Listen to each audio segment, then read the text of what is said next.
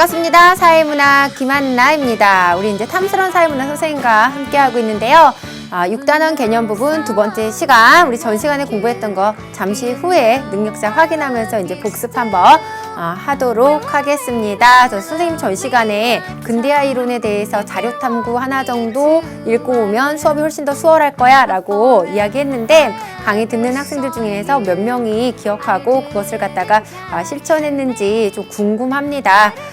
선생님이 그냥 간혹가다 이야기하는 부분들을 10가지 이야기를 했을 때 그 중에 하나나 2개 정도만 기억하고 있다가 실천하는 학생들은요, 굉장히 앞으로 여러 가지 학습적인 부분에서 좀 발전된 결과를 갖다 가져올 수 있습니다. 물론 10개 이야기인데 10개 다 하는 학생들은 정말 더할 나위 없이 성실하고 정말 열심히 공부한 학생이다라고 볼 수가 있지만, 모두 다 그럴 수가 없기 때문에요.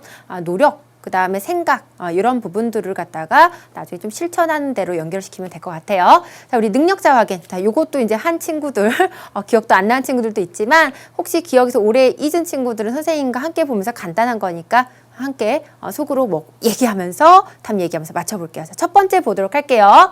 자, 1번. 상승 하강을 가진 곡선으로 변동한다. 자, 관련 이론 여러분들 어떤 내용일까요? 그렇죠. 순환론 이렇게 들어가면 되겠죠. 자, 2번 보도록 할게요. 인간의 조건이 계속 개선되는 것을 나타내는 상승 직선이다. 자, 이것은 무슨 논이다? 진화론 됩니다. 자, 맞은 친구들 아주 훌륭하고요. 세 번째. 자, 사회 구조는 균형을 이루려는 성질을 가지고 있다. 자, 구조에 대한 성격. 자, 무슨 논? 기능론. 이렇게 보시면 될 것 같아요. 자, 네 번째. 자, 사회 구조는 갈등이 항상 존재하고 있다. 그래서 무슨 논이다? 갈등론, 갈등이 필연적이다. 여기서 이제 갈등이라고 하는 게 여러분들 그 기능론에도 갈등이 있어요. 기능론에서도 뭐 불균형 상태가 일어난다. 그러면 기능끼리 갈등이 일어날 수 있고 기능끼리 마찰이 일어날 수 있습니다. 근데 그것이 일시적이냐, 늘 존재하느냐, 필연적으로 존재할 수밖에 없느냐, 요거에 대한 어떤 갈등에 대한 시각이 다르다라는 거 꼭 보시면서, 마지막 여러분들 선생님이 그 능력자 확인에 늘 존재한다라고 하는 의미가 있으니까요. 그런 부분에 대해서 사회 구조를 바라보는 관점, 굉장히 중요한 관점이니까 마무리하는 과정에서도 여러분들 놓치지 말고 정리하시면 될 것 같습니다. 자, 오늘 공부할 내용은요, 여러분들 그 262쪽이에요. 그래서 개념 부분은 굉장히 작죠. 거기 보니까 우리 친구들 한번 262쪽 보시면요, 뭐 근대사회 형성하면서 형성 과정이라든지 근대화의 모습이라든지 뭐 근대화 이론, 이런 내용들이 여러분들 나와 있습니다. 선생님과 이 부분을 좀 이해하는 부분에서 좀 넓게 공부하시고요. 오늘 공부하는 것의 가장 중요한 또 내용이요, 전 시간에 사회 변동 이론이 중요했다면 이번 시간에는 당연히 근대화 이론 2가지 공부할 건데, 이 2가지 이론을 갖다가 정리하시면 좋을 것 같아요. 근데 굉장히 심하단 내용으로 공부하는 게 아니라 수능 수준에서 문제까지도 맞출 수 있는 정도의 내용이니까 그 부분 기억하시면 될 것 같네요. 자, 선생님과 함께 자 이제 현대사회와 사회 변동. 자, 우리 전 시간에 자 6단원 관련의 가장 대표 주제는 자 뭐가 된다? 사회 변동이 되고요.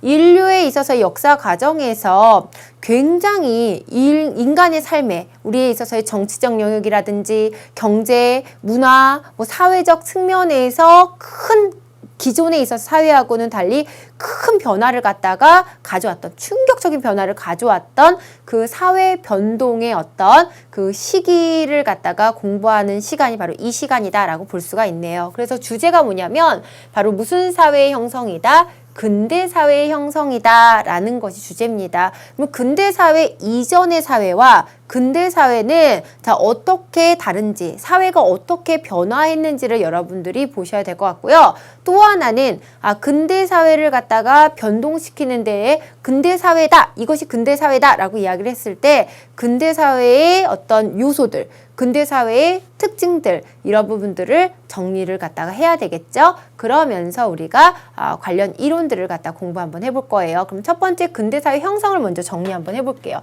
근대사회의 형성 과정. 근대사회의 형성 과정이죠. 근대사회의 형성 과정입니다.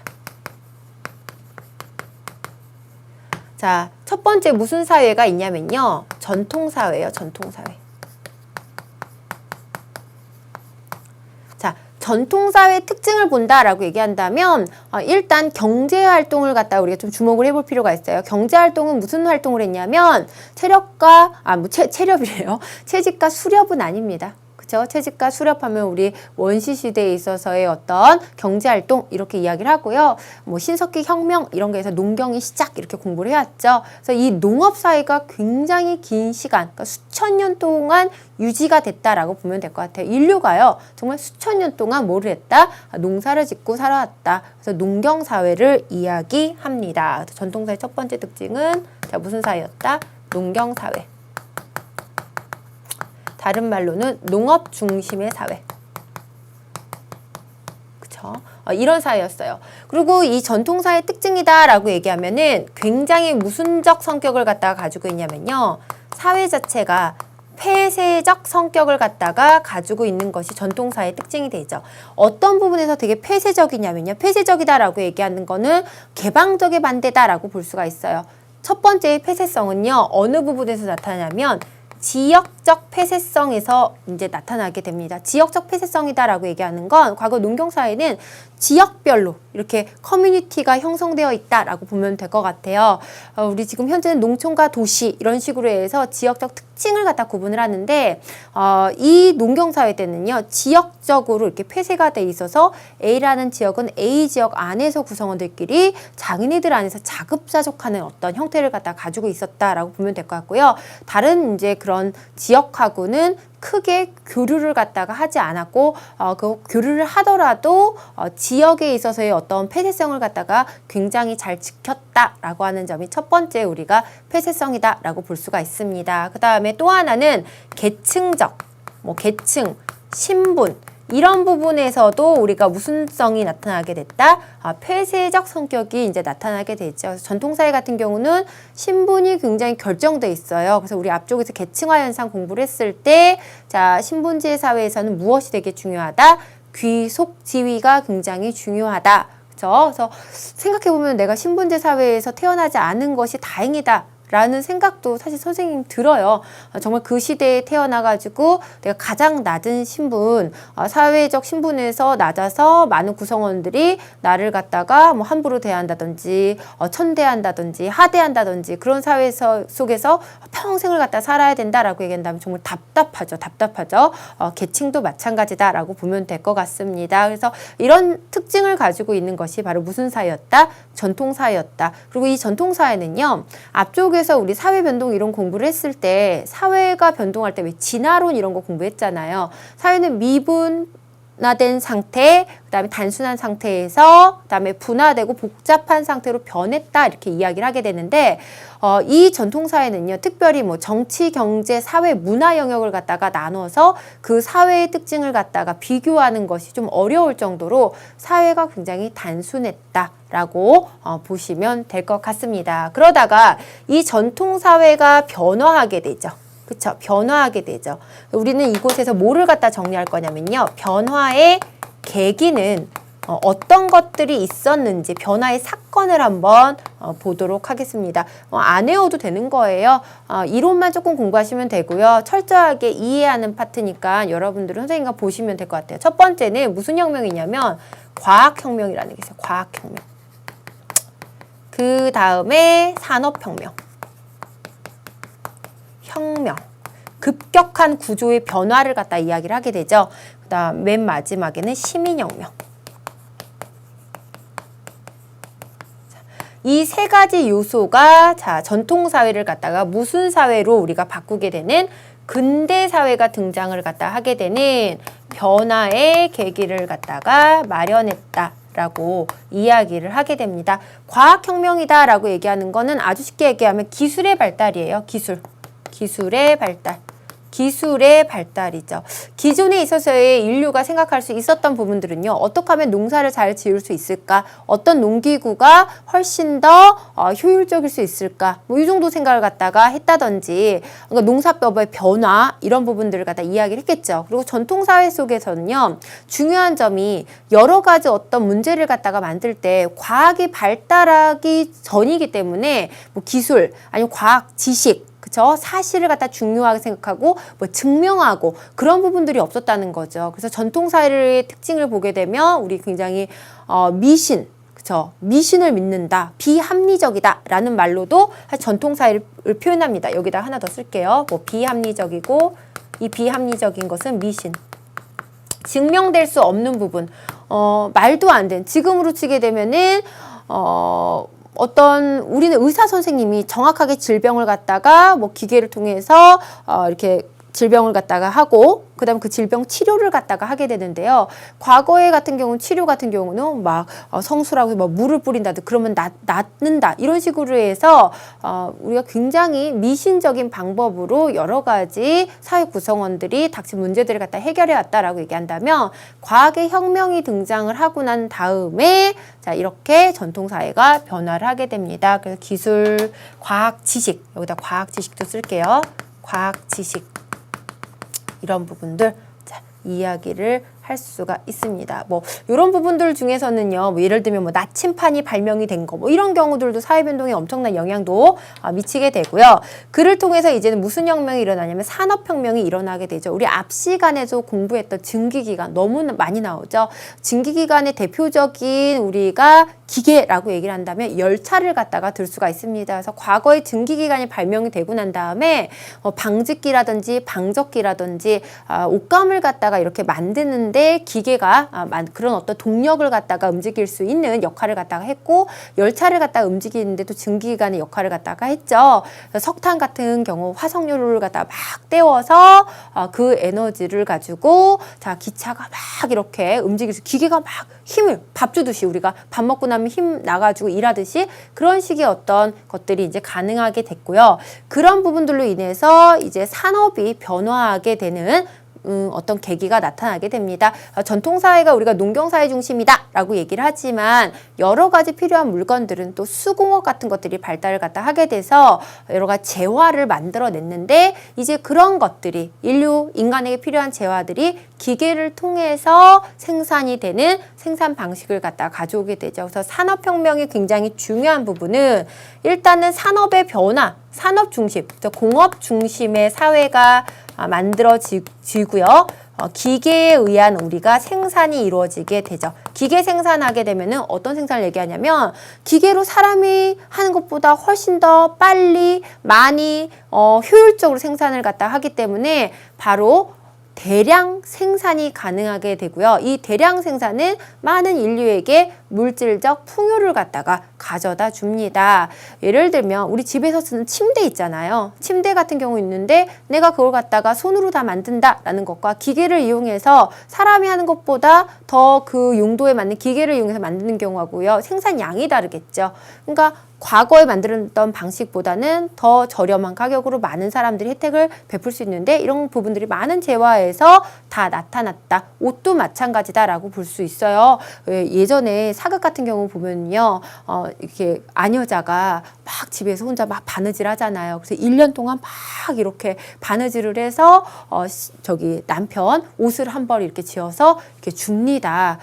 지금은 상상할 수도 없죠. 우리 그렇게 해가지고 옷 만들어 입으면요. 엄마가 1년에 한 벌씩만 만들어요. 동생 거 한 벌, 내 거 한 벌, 아버지 거 한 벌. 그래서 한 벌 가지고 1년을 살고 그래야 되는데 정말 인류의 어떤 생활에 엄청난 변화를 갖다가 가지고 온 부분이 바로 산업혁명입니다. 그러면서 뭐 자본주의의 발달이라든지 여러 다양한 영역들에 이제 영향을 갖다 미치게 되기 때문에 이 변화의 계기에서 산업혁명은 굉장히 중요한 포인트다라고 볼 수가 있어요. 그 다음에 이제 시민혁명 부분이 이제 나오게 되는데요. 이런 자본주의가 발달하는 과정, 그렇죠? 산업혁명이 일어나 자본주의가 발달하는 과정에서 흔히 얘기하는 우리가 자본에 의한 우리가 자본을 많이 버는 계층들이 만들어지게 되고요.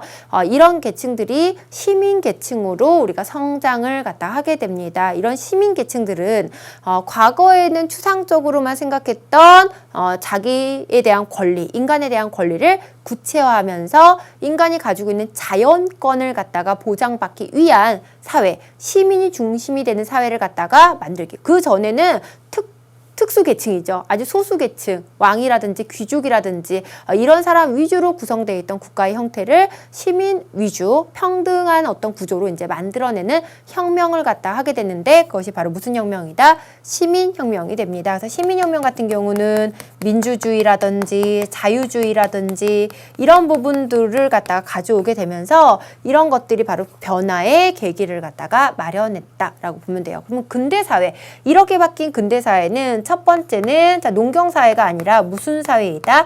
공업사회, 산업사회, 뭐 공업중심사회 이렇게 될 수가 있고요. 또 하나는 무슨적 성격을 갖게 되냐면 개방적 성격이 됩니다. 선생님이 잠시 후에 근대사회의 변동 요인 또는 근대사회 특징을 갖다가 정리를 할 건데요. 이 개방적 성격에서 일단 농촌을 떠나서 자, 공장이 있는 도시가 이제 만들어지게 되고요. 그러면서 지역 간의 인구 이동이 활발해지게 됩니다. 그래서 지역의 폐쇄성이 이렇게 좀 개방적 형태로 바뀌게 된다라는 거, 계층이라든지 신분이라든지 이런 부분의 개방적 성격이 우리가 나타나는 거. 그래서 단순하게 일단 전통사회와 근대사회하고 구별할 수 있는 부분. 그다음에 세 번째는 이런 비합리적인 게 아니고 과학, 산업 이런 것들이 발달을 갖다 하다 보니까 합리적이다라고 얘기하는 건 이성적 사고. 이런 어떤 내용들이 근대사회를 갖다가 만들어냈다라는 거죠. 그래서 근대사회에 대한 접근을 이렇게 간단하게 한번 해보고요. 자, 그러면 우리가 얘기하는 저 나라는 근대국가구나, 근대사회구나 라고 이야기할 수 있는 근대사회의 요소를 한번 정리를 해보도록 할게요. 일단 이 사회가 근대사회다라고 얘기를 한다면 뭐가 나타나야 되냐면요. 공업이 발달해야 됩니다. 첫 번째 공업사회, 산업사회, 2차 중심의 사회가 등장을 하게 됐을 때 우리는 근대사회구나. 그래서 기계를 통한 뭐가 가능했다? 대량 생산이 가능해졌다. 라고 볼 수가 있죠. 자, 근대사회 요소로서 이제 두 번째로 접할 수 있는 게요. 바로 사회 조직이 나타나게 됩니다. 그래서 사회 조직이 등장을 갖다가 하게 되고, 자, 이 단원이 이런 내용이 왜 6단원에 나왔냐면요. 우리 앞쪽에서 1단원부터 5단원에서 공부했던 모든 내용들이 6단원을 공부하는 배경 지식이 돼요. 앞쪽에 우리 사회 계층 뭐 이런 것들을 배우고 사회 집단과 조직 공부하면서 근대사의 대표적인 조직으로 무엇을 갖다 얘기했냐면 무엇을 얘기했나요? 근대사의 대표적 조직은 그렇죠. 관료제가 됩니다. 그래서 사회 조직으로 뭐가 등장을 갖다 하게 된다? 관료제가 등장을 하게 된다라고 하는 게 근대사의 요소예요. 자, 세 번째, 이제 정치적 측면을 갖다가 좀 본다면요. 바로 무슨 주의가 등장을 하냐면 민주주의다라는 게 등장을 하게 되죠. 민주주의 국가다라고 얘기하는 건 국가의 주인은 누구이다? 국민이고 자유와 평등을 갖다가 실현한다. 이런 내용들을 갖다가 가지고 있으면 자, 이 나라는 민주주의 국가이다. 국가 전체가 자유와 평등을 실현하려고 한다. 기본권을 갖다가 보장하려고 한다. 이런 내용들이 있으면 민주주의 국가다라고 볼 수가 있죠. 네 번째 같은 경우는요. 바로 도시화가 나타나게 되면 이 사회는 근대사회구나라고 볼 수가 있어요. 도시화 같은 경우는 우리 앞쪽에서 과거에는 농경사회였기 때문에 모두 다 이제 농사를 짓고 살았지만 이제 도시가 형성이 되다 보니까요. 이 도시로 많은 사람들이 일자리를 찾아서 움직이게 됩니다. 그래서 도시화는 많은 사람들이 도시에 이게 인구가 집중하는 현상을 갖다 우리는 도시화다 이렇게 이야기를 하게 되는데 도시화 또는 도시가 나타나게 되게 되면 이걸 근대사회 요소다라고 볼 수가 있죠. 또 하나는 사회적인 부분에서 봤을 때는요. 대중사회 또는 대중문화가 등장을 하게 되면은 이것도 근대사회 요소다라고 볼 수가 있어요. 전반적으로 근대사회는 우리 산업혁명을 통해서 물질적 풍요가 나타나게 되고 그리고 민주주의 국가가 만들어지다 보니까는요. 사회 전체 구성원들에게 돌아가는 여러 가지 교육적 혜택이 나타나게 됩니다. 대표적인 것이 의무교육이 되는데요. 의무교육 과정을 갖다가 막 거치는 과정에서 사람들은 일정 수준에 있어서의 문화를 갖다가 수용할 수 있는 수준이 만들어지는 거죠. 예전에는 교육을 받지 못하는 사람들과 그렇지 받는 사람들 간에 있어서의 어떤 격차가 굉장히 났다면 어느 일정 부분까지 우리가 표준 화가 되기 때문에요. 그런 어떤 기준 안에서 만들어지는 불특정 다수 구성원들 즐길 수 있는 무슨 문화가 등장하게 된다? 대중문화, 대중사회가 등장을 갖다가 하게 된다. 그러면서 사상적 측면으로 봤을 때는 합리적, 자, 이성적 사고, 자, 이런 것들이 나타나게 된다라고 얘기를 한다면 이 사회는 자, 무슨 사회구나? 근대 사회구나라고 볼 수가 있습니다. 그러면 우리 역사 과정에서 이렇게 공업사회, 자, 관료제의 등장, 민주주의, 도시화, 대중사회, 합리적 이성적 사고를 갖다가 자, 초기에 한 대표적인 본보기가 되는 국가들이 있죠. 근데 그런 국가들이 어떤 국가가 되냐면 우리가 이런 국가들을 갖다가 서구 선진국이다라고 얘기를 하게 되는데 대표적인 서구 선진국은요. 영국, 그 다음에 미국, 프랑스가 돼요. 여러분들 중학교 때나 고등학교 1학년 사회과정에서 분명히 배웠을 거다라고 생각을 하고요. 또 다른 여타 사회 과목에서도 들었을 거예요. 뭐 세계사 부분에서 들을 수도 있고 법정치 부분에서도 들을 수가 있는데 이 세 국가는요. 사실상 대표적인 시민혁명의 대표적인 국가가 바로 이 세 국가가 되겠죠. 그러면서 산업혁명도 여러분들 빠르게 나타나게 됩니다. 그래서 이 세 국가가 바로 이 근대화 과정의 대표 국가이다라고 얘기를 해서 우리는 어쩌면 이 근대화를 갖다가 비슷한 말로 뭐라고도 표현하냐면요. 서구화다라고도 표현을 하게 돼요. 근데 근대화와 서구화는 같은 말이 아니에요.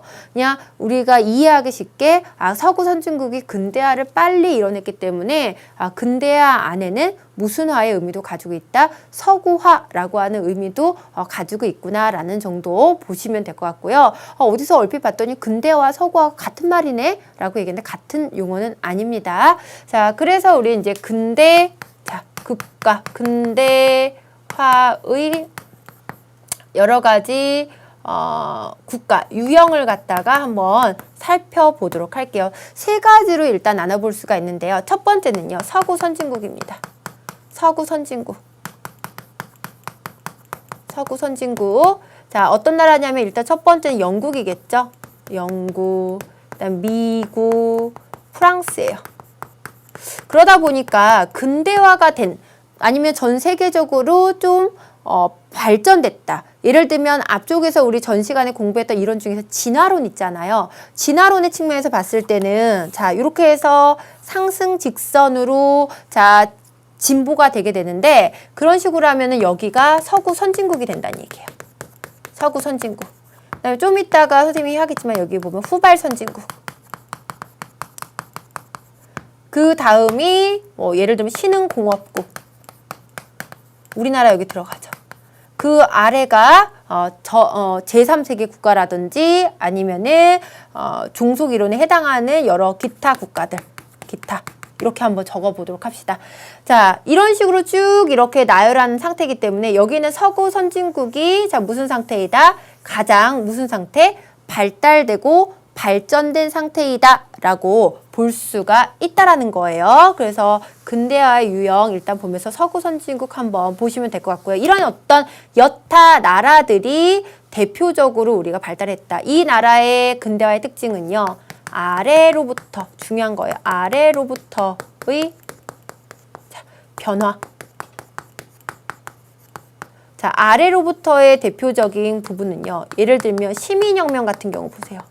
주도적으로 지배층이 주도한 게 아니고요. 이때 당시 자, 모하지 못했던 주목받지 못하고 사회 전체에서 자, 지배층이 아니었던 사람들이 주체가 돼서 사회의 정치제도, 정치 구조 이런 부분들을 바뀌었기 때문에 우리는 이런 부분을 아래로부터의 우리가 변화, 아래로부터의 개혁이다라고 얘기를 하고요.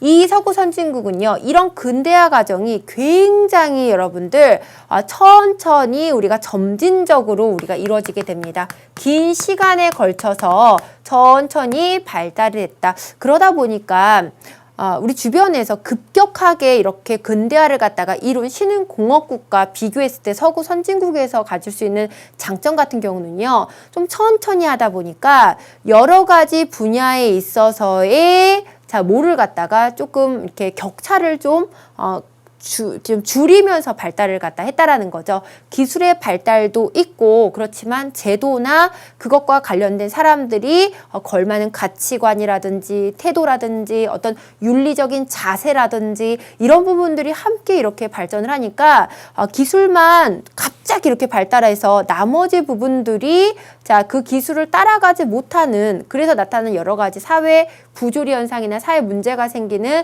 국가들에 비해서는 그런 문제들이 좀 적은 것이 아마 이 서구 선진국이 이렇게 점진적인 오랜 시간 동안 장기간 동안 변화가 이렇게 일어난 것이 특징이다라고 볼 수가 있습니다. 또 하나의 특징은요. 자, 경제, 자, 정치, 사회 전 영역이 자, 어떻게 했다? 고르게 우리가 발달했다. 자, 고르게 변화했다. 변동의 속도가 크게 차이가 없다라는 게 이게 서구 선진국의 특징이에요. 반면에 후발 선진국이 등장을 하게 되는데 선진국은 선진국이에요. 선진국은 선진국인데 영국, 미국, 프랑스에 비해선 뒤늦게 근대화 과정을 거쳤다라는 얘기죠. 공업화라든지 관료제 민주주의 뭐 이런 부분들이 뒤늦게 나타났다라고 보면 될 것 같아요. 그러다 보니까 대표적인 국가가 독일과 자 뭐가 된 일본이죠. 독일하고 일본이 전 세계적으로 봤을 때 뭐가 굉장히 여러분들 발달했냐면요. 그렇게 기계를 잘 만들어요. 기계를. 그래서 우리 독일제, 외제차들 이렇게 길 지나다니잖아요. 선생님 어렸을 때는 길에서 외제차 한 대를 찾아보는 게 쉽지가 않았어요. 사실 없었다라고 보면 될 것 같아요. 물론 우리나라 국내에 자동차 회사가 없었을 때는 당연히 수입차들이 있었지만 그런 수입차들은 동네에서 찾아보는 경우가 거의 없어요. 선생님 시골에서 살았다고 얘기했잖아요. 그러다 보니까 경운기, 뭐 트랙터, 그래서 막 덜덜덜덜덜 거리고 다니는 농기구만 있었지 그런 어떤 자동차가 없었는데 현대에는 굉장히 여러분들 외제차가 많습니다. 우리나라가 경제적으로 조금 많이 수준이 이렇게 경제 규모도 커지고 국민 소득도 늘어나다 보니까는 그런 비싼 차들도 살 수 있는 그런 여유가 있는 사람들이 많이 늘어나게 됐죠. 근데 되게 유명한 외제차, 다 어디 국가의 외제차가 되냐면요. 독일 차래요. 독일이 굉장히 기계, 그러니까 산업 부분이 굉장히 집중을 하게 되고요. 그것은 일본도 마찬가지입니다. 물론 우리나라가 굉장히 경제 발달을 많이 하면서 우리나라 여러 가지 이제 그 전자 업체들이 일본에 있는 많은 우리가 그런 기업들 이상으로 지금은 활약을 하고 있지만 과거에 또 일본에 있어서의 어떤 기계들은 또 전 세계적으로 호평을 받았고 정말 인정받았던 기술 발달이 굉장히 뛰어난 나라들이 바로 독일과 일본이에요. 자, 이 독일과 일본은 빨리 영국, 미국, 프랑스를 따라가려고 하다 보니까 자, 누가 주도를 하게 되냐면요. 위로부터의 변화를 이야기를 하게 됩니다. 자, 위로부터의 변화니까 여기서의 위는 누구를 갖다 이야기하겠냐? 바로 국가를 갖다가 의미한다. 국가 주도다라고 보면 되겠죠. 그러다 보니까 비교적으로 서구 선진국에 비해서는 자, 어떻게 한다? 우리가 변동의 속도가 단시간에 빠르게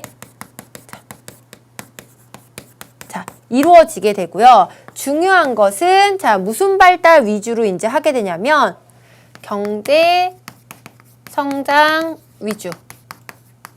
시민사회는 성숙하지 못하게 되고요. 개인보다는 국가와 전체를 갖다가 중요시 생각하게 되는 전체주의가 나타나는 것이 또 후발 선진국 국가의 특징이다라고 볼 수가 있겠습니다. 자, 그 다음에 세 번째는요.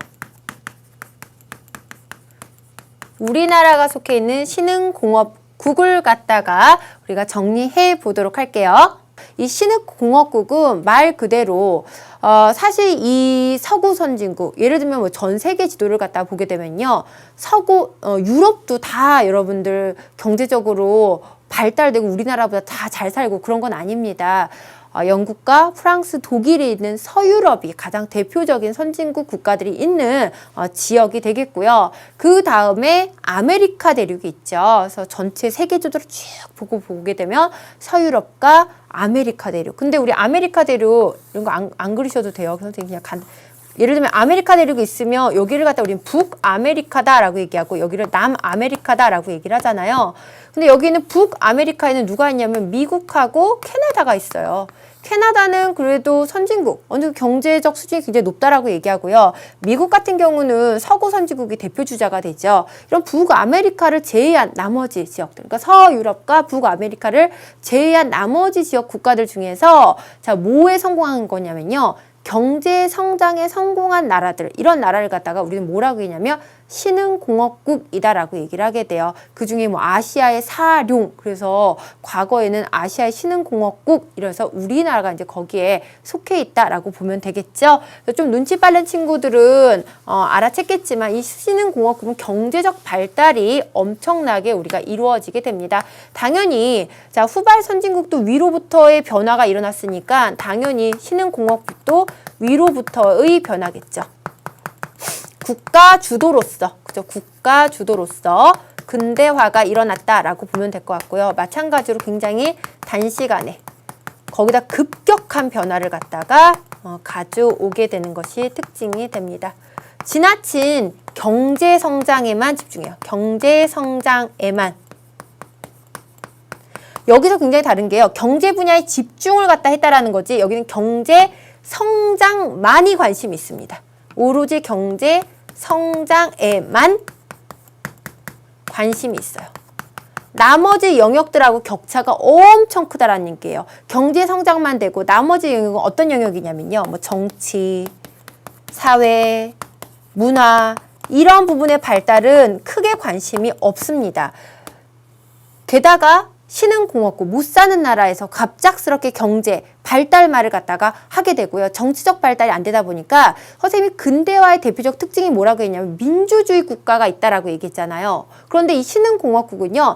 민주주의 국가가 아닌, 말은 이제 자유국가, 자유평등을 실현하는 국가다라고 얘기하지만 실질적으로는 무슨 정부가 있는 상태냐면요. 권위주의 정부가 있는, 우리 권위주의다라고 얘기하는 건 좀 어떤 식으로 표현할 수가 있냐면요. 국가가 국민의 자유와 평등을 보장하고 국민의 기본권을 갖다가 보장하지 못하는 정부, 국가를 갖다 우리는 권위주의 정부다라고 얘기합니다. 아주 쉽게 얘기하면 독재 국가라고 보면 되겠죠. 그래서 그런 어떤 현상들이 나타나는 것이 바로 무슨 공업국의 특징이 된다? 신흥공업국의 특징이 돼요. 그래서 여러분들은 이 근대화된 국가 유형을 서구 선진국, 후발 선진국, 신흥공업국으로 나눠볼 수 있고 그 특징이 어떻게 공업화 과정이 근대화 과정이 이루어지느냐에 따라서 조금씩 다르구나라고 보면 될 것 같아요. 자, 맨 마지막으로 이제 할 부분은 오늘 수업의 가장 중요 부분이 되겠죠. 바로 근대화 이론을 갖다가 설명하는 내용입니다. 그래서 우리 좀 앞쪽에 가서 근대화 이론, 이 부분을 좀 지우고 우리 근대화 이론을 다시 정리해. 근대화 이론. 근대화 이론. 어렵지 않아요. 이론자만 나와도 머리 아파라고 얘기하는데 어렵지 않습니다. 두 가지가 있는데요. 첫 번째는 말 그대로 근대화 이론이죠. 근대화 이론과 종속 이론 정리할게요. 근대화 이론의 가장 대표적인 특징은요. 누구처럼 서구 선진국을 갖다가 모델로 해서 그렇게 근대화를 갖다가 해야 된다라고 하는 것이 근대화 이론의 가장 기본적인 내용이다라고 볼 수가 있어요. 그런 노래 있잖아요. 왜 어릴 때 부르던 노래, 왜 날 따라 해봐요 이렇게 뭐 이렇게 하죠. 그러니까 서구 선진국, 바로 영국, 미국, 프랑스가 했던 것처럼 그렇게 하면 된다. 그러면 사회가 발전한다라고 얘기합니다. 선생님이 여기다가 무슨 말을 했냐면요. 사회가 발전한다라는 이야기를 했죠. 이 근대화 이론은요. 무슨 론을 전제를 하고 있냐면요. 진화론을 갖다가 전제하고 있다라고 볼 수가 있어요. 그래서 선생님이 앞쪽에서 그 근대화의 유형에서 서구 선진국에서 밑에다 그림 그려준 것처럼 여기다가 이제 이야기를 하게 되면은 자, 사회는 자, 이렇게 근대화가 결국에는 근대화되지 못한 전통 사회보다 어떤 상태이다? 훨씬 더 진보되고 발달된 상태이다.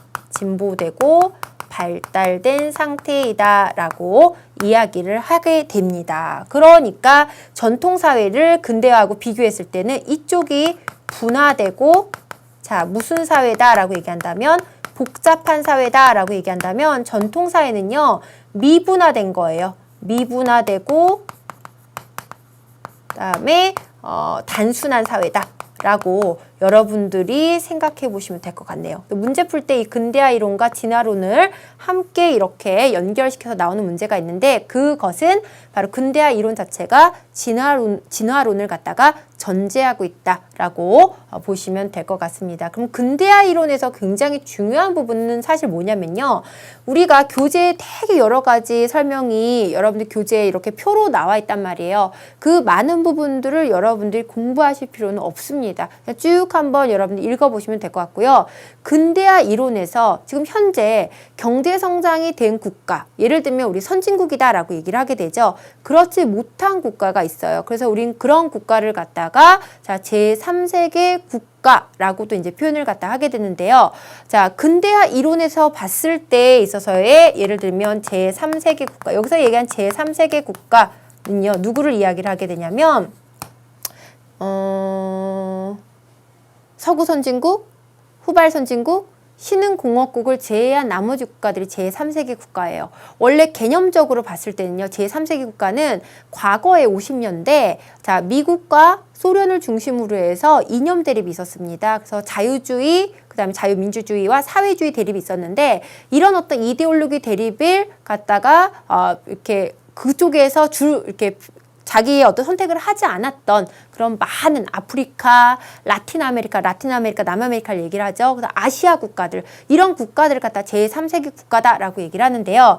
이 제3세계 국가가 지금 현재적으로 자, 경제 수준이, 경제 발전이, 경제 성장이 굉장히 지금 낮은 상태다라고 볼 수가 있죠.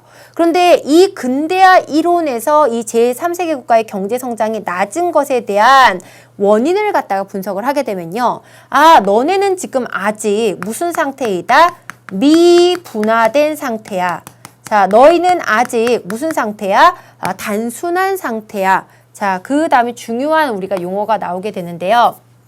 그렇기 때문에 너네는 요거 그대로입니다. 미자는요. 아직 시작하지 않았다라고 미개척 이렇게 보면 돼요. 그 한자어가 돼서요. 그대로 와서 자, 발전의 상태이다. 중요한 우리가 단어니까 중요한 개념이니까 잘 알고 있도록 하세요. 근대화 이론 입장에서 봤을 때는요. 제3세계 국가는 아직 무슨 상태이다? 미발전의 상태가 됩니다. 그러면 너네들에 있어서의 발전을 누가 해줄 수 있느냐라고 얘기를 한다면 자, 제3세계 국가에 있어서의 성장은 바로 서구 선진국의 자, 도움으로 해결될 수 있다라고 이야기를 하게 되죠. 그러다 보니까 이 근대화 이론은 자, 어찌 보면요. 제국주의적 성격을 갖다가 또는 제국주의를 갖다가 옹호한다라고 하는 어떤 우리가 평가를 받고 있는 것이 근대화 이론이다라고 보시면 될 것 같아요. 반면에 이 근대화 이론에 반해서 나온 것이 바로 무슨 이론이다? 종속 이론이래요. 뭔가 종속됐다라고 하는 이 개념, 의미 자체가 이 근대화 이론을 공격하고 있다라는 느낌이 조금 들죠. 일단 종속 이론 같은 경우는요. 이 진화론이라든지 진화론, 그다음에 근대화 이론. 자, 이런 이론을 갖다가 비판을 합니다. 왜 비판을 하냐면 여기 있는 맨 마지막 내용 볼게요. 서구 선진국의 도움으로 해결될 수 있다라고 얘기를 해서 선생님이 제국주의, 자, 이런 부분들을 갖다가 뭐 문화제국주의면 제국주의 또는 서구 선진국이 그렇지 못한 제3세계 국가를 갖다가 뭐 이용한다든지 뭐 이런 것들을 갖다가 가능하게 만든다라고 얘기를 갖다 하게 되죠. 그래서 이 종속 이론 같은 경우는요. 예를 들면 요거 구분만 하시면 될 것 같아요. 제3세계 국가가 현재 경제 성장 부분이 굉장히 낮다. 쉽게 얘기하면 못 살아요. 못 살아요. 그쵸? 후진국이다라고 얘기하죠. 제3세계 국가 하면은 좀 더 쉬운 말로 후진국이다라고 얘기하는데 우리는 너네가 얘기한 것처럼 근대화 이론과 비교하는 거예요. 미분화되고 단순하고 미발전 상태가 아니라 자, 무슨 상태다라고 얘기하면 저발전의 상태이다. 저발전의 상태이다. 여기서 저자, 이 저자는요, 우리 저소득할 때 생각하면 될 것 같아요. 자, 조금 이건 선생님이 암기하라고 좀 쉽게 얘기해 주는데요. 선생님이 아까 제3세계 국가라고 얘기를 했죠. 이런 국가를 갖다가 우리는 무슨 국가다라고 얘기했다. 우리 못 사는 국가, 저개발 국가, 뭐 저소득 국가 이렇게 표현한다. 그래서 저발전의 상태라고, 낮은 수준의 발전의 상태입니다. 그럼 내가 왜 저발전의 상태에 머무르게 되냐면요. 자, 그림 하나 선생님 그릴게요. 여기 중심부가 있고요. 그 다음에 여기 주변부가 있어요. 당연히 중심부는 누구를 의미하냐면 선진국을 갖다가 의미하고요. 이 주변부는 후진국, 제3세계 국가를 갖다 이야기를 하게 됩니다. 이들이 상호작용을 갖다 하게 되는데요. 어떤 상호작용이냐면 중심부 국가는요, 주변부 국가를 갖다가 착취한대요. 그쵸? 그 다음에 주변부 국가, 중심부 국가에게 어떻게 하냐면요. 여기 착취하고 여기는 그러니까 지배당하죠. 착취, 지배를 갖다가 당한다. 여기 지배하는 건 아니니까 요거 뺄게요. 선생님이 좀 혼동될 수 있으니까는 착취하고 지배를 갖다가 하기 때문에 이것으로 인해서 주변부 국가는 어떤 방식으로도 경제 성장을 할 수가 없다. 이유는 뭐냐면 바로 중심부 국가가 착취, 지배하는 어떤 경제 환경이기 때문에 우리는 영원히 무슨 상태에 머무를 수밖에 없다? 저발전의 상태에 머무를 수밖에 없다라고 얘기를 하게 돼요. 실제로 요새 들어서 좀 이제 이런 어떤 후진국에 있어서의 노동력이라든지 후진국의 자원을 선진국이 지나치게 값싸게, 그쵸? 그것에 대한 어떤 정당한 보상을 하지 않고 값싼 비용을 갖다가 치르고 그것을 자원으로 해서 자기네들에 있어서의 경제 성장에 이용을 갖다가 해왔기 때문에 요새 공정무역 해가지고 우리 그 제3세계 국가들, 특히 뭐 아프리카라든지 라틴 아메리카라든지 아시아, 그쵸? 이런 국가에서 커피 생산 굉장히 많이 하잖아요. 그래서 그 커피에 대해서도 커피 원두에 관련된 정당한 보상을 갖다가 해주고 그것을 수입하는 그런 무역이 여러분들 나타나고 있습니다. 그래서 간혹 가다가 우리 커피 이런 매장 같은 경우 가게 되면요, 거기 그 원두를 판매를 할 때 이 상품은 공정무역에 의해서 수입된 어떤 제품입니다 라고 해서 소비자들 입장에서도 그런 공정무역에 의해서 이루어진 상품을 우리가 사려고 하는 사람들도 늘어나고 있죠. 그러니까 여기서 나와 있는 이 종속이론은 그런 우리가 부당하거나 그런 어떤 대우에 의해서, 너네들의 착취에 의해서 여전히 저발전 상태에 머무르고 있기 때문에 우리는 여전히 서구 선진국에게 보호될 수밖에 없다, 종속될 수밖에 없다, 선진국에게 종속될 수 없고 결국에는 너희들이 얘기하는, 그리고 선진국이 얘기하는 근대화라고 얘기하는 건 나를 어떻게 하기 위한 것이다, 바로 종속하게 하기 위한 위한 수단이다 라고 이야기하는 것이 바로 종속이론입니다. 두 가지를 갖다가 구별할 수 있는 시험 문제 나오는 가장 포인트가 되는 용어들을 선생님이 이야기했으니까요. 문제풀이 풀면서 여러분들이 좀 더 보충하시면 될 것 같아요. 자, 이제 개념형 서술형을 갖다 좀 볼 건데요. 자, 3번을 갖다 볼게요. 다음 글을 읽고 물음에 답하시오. 근대화가 먼저 시작된 선진 산업국가 나와 있죠. 누구누구 들어갈 수 있냐면요. 영국, 미국, 프랑스 이렇게 들어가게 됩니다. 그래서 나머지 내용 한번 읽어보시면 될 것 같고요. 뒤늦게 근대화를 시작해서 선진국으로 도약을 했대요. 그래서 그런 나라를 갖다 우리는 무슨 선진국이다? 후발 선진국 이렇게 얘기를 하게 됩니다. 그래서 독일과 자 누가 있다? 일본이 있죠. 그렇게 써주시면 될 것 같고요. 자, 다음 문제 볼게요. 3번. 나와 같은 근대화를 이룬 국가에서 발생한 문제점은 무엇인지 서술하시오. 이런 내용이 나와 있는데 이 후발 선진국도 경제 부분을 갖다가 집중하다 보니까 나머지 부분들 있죠. 정치적 측면이나 기타 부분에 대한 발전은 우리가 조화롭게 이루어지지 못했다라는 부분 정리하시면 됩니다.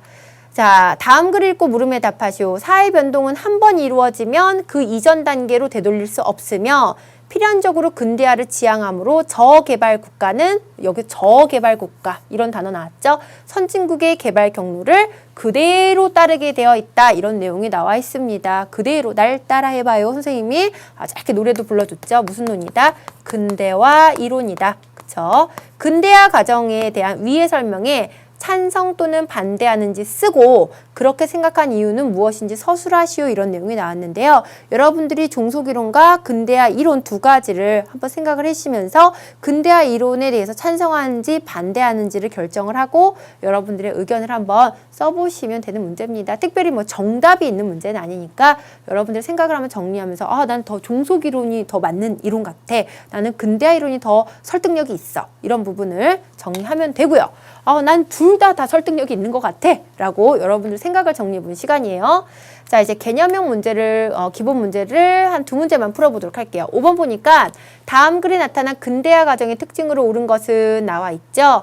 다른 나라보다 1세기 이상이나 앞서 시민혁명에 성공한 영국은 풍부한 자본과 노동력, 그 다음에 프로테스탄트 윤리, 그 다음에 산업혁명 성공했고요. 그 다음에 생산력이 비약적으로 발전했다라는 내용이 나오면서 서구 선진국의 근대화 우리가 유형을 보여주고 있습니다. 특징으로 옳은 것을 갖다 고르게 되면 자 뭐가 된다? 1번 아래로부터의 근대화가 나타났다 이렇게 보면 되고요. 2번 전체주의적 정부의 출현으로 갈등을 갖다가 겪게 되었다 이런 내용이 나오는데 우리 전체주의적 정부의 출현은 서구 선진국이 아니라 후발 선진국에서 나타난 우리가 현상이다 라는 부분을 갖다가 앞쪽에서 공부를 했습니다. 따라서 2번 같은 경우는 후발 선진국이라고 정리를 하시면 될 것 같아요. 자, 이제 3번 경제성장을 위해 시민의 권리가 심하게 제한되었다. 이런 부분들은 앞에 나와 있는 영국의 경우하고는 좀 차이가 있습니다. 이런 부분은 무슨 국이다?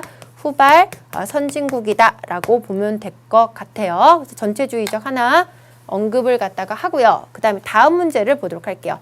다음 글은 근대화를 설명하는 이론 가운데 하나이다. 밑줄 친 이 이론은 무엇인지 쓰시오 이런 내용이 나와 있습니다. 이 이론은 기존의 근대화 이론이 서구의 경제 발전 성과에 대해 너무 낙관했고 전통사회 근대사회를 지나치게 대립적인 구도로 설정했다는 한계를 극복하기 위해서 등장한 것이다 라는 내용이 나와 있어요.